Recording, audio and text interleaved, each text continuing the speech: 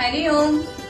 तो चलिए आज जान लेते हैं उन लोगों के लिए जो लोग हमेशा कहते रहते हैं कि हमारे पास तो अजी टाइम ही नहीं है, सुबह से कितनी भागदौड़ होती है, ऑफिस जाना है, घर के कितने सारे काम निपटाने हैं, योग के लिए तो टाइम ही नहीं है। तो आज ये सेशन स्पेशली उन्हीं लोगों के लिए। ठीक है, आप लोगों के पास ज्यादा देर तक योगासना करने के लिए टाइम नहीं है, योगा वर्कआउट करने के लिए टाइम नहीं है, लेकिन आपको लाइफ में अगर स्वस्थ रहना है तो सिर्फ और सिर्फ ये 4 प्राणायाम अपने जीवन में जरूर शामिल करना है। सिर्फ 10-10 मिनट का टाइम देना है इन प्राणायाम को और यकीन मानिए आपका जीवन हमेशा के लिए सुखमय हो जाएगा।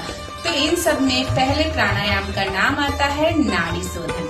नाड़ी शोधन मैं अपने पिछले सेशंस में कई बार बता चुकी हूँ कि इस तरीके से लेफ्ट हैंड से ध्यान मुद्रा बनाकर नी के ऊपर रखते हैं, राइट हैंड से प्रणव मुद्रा बनाते हैं। राइट नॉस्ट्रल बंद किया, लेफ्ट नॉस्ट्रल से ब्रीद इन, होल्ड जितनी कैपेसिटी है, देन राइट नॉस्ट्रल से ब्रीद आउट।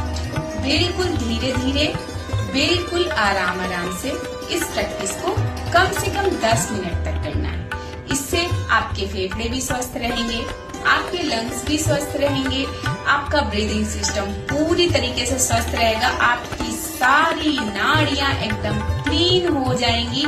हमारे शरीर में 72,000 नाड़ियां हैं जो पूरी तरीके से शुद्ध हो जाती हैं। हमारा दिमाग पूरी तरीके से शांत हो जाता है, रिलैक्स मोड पे रहता है, हमें किसी भी तरीके की चिंता नहीं होती है, एंजाइटी नहीं होती और नींद की क्वालिटी बहुत अच्छी हो जाती है। अब चलते हैं दूसरे प्राणायाम की तरफ। दूसरा प्राणायाम है कपालभाति।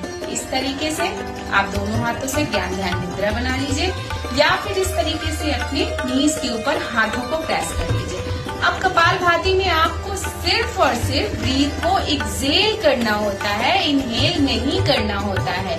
इनहेलिंग नेचुरल प्रोसेसिंग में होती है और एक्सेलिंग आपको नॉर्मल करनी होती है। जैसे कि आप जब खांसी करते तो आप फील करिए आपका पेट अंदर की तरफ जा रहा है, तो सिर्फ और सिर्फ आपको एक्सेलिंग करनी है। चलिए तो इसको भी करके मैं दिखा देती हूँ। इस तरीके से आंखें बंद करते हुए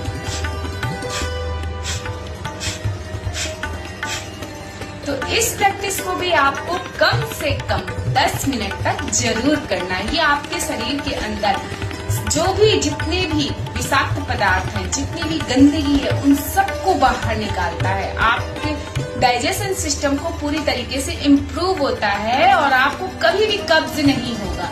जिनको भी बहुत ज्यादा चिंता होती है, एंजाइटी होती है, तनाव होता है, उनका पूरी तरीके से ये सारा कुछ खत्म हो जाता है। तो चलते अपने तीसरे प्राणायाम